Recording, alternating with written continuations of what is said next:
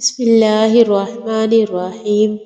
حضرت ابو ہریرہ رضی اللہ عنہ سے روایت ہے کہ نبی کریم صلی اللہ علیہ وآلہ وسلم نے فرمایا، اللہ تعالیٰ کا فرمان ہے کہ 3 قسم کے لوگ ایسے ہیں کہ جن کا قیامت میں خود مدعی بنوں گا۔ ایک تو وہ شخص جس نے میرے نام پہ عہد کیا اور پھر وعدہ خلافی کی، دوسرا وہ جس نے کسی آزاد آدمی کو بیچ کر اس کی قیمت کھائی، اور تیسرا وہ شخص جس نے کسی کو مزدور کیا، پھر کام تو اس سے پورا لیا لیکن اس کی مزدوری نہ دی۔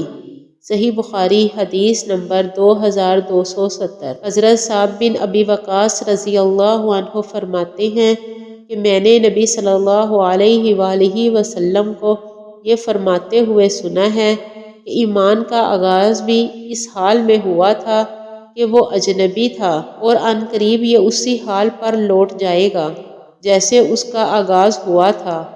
اس موقع پر جب لوگوں میں فساد پھیل جائے گا، غرباء کے لیے خوشخبری ہوگی۔ اس ذات کی قسم جس کے دستہ قدرت میں ابو القاسم کی جان ہے، ایمان ان 2 مسجدوں کے درمیان اس طرح سمٹ آئے گا جیسے سانپ اپنے بل میں سمٹ آتا ہے۔ مسند احمد حدیث نمبر 1518۔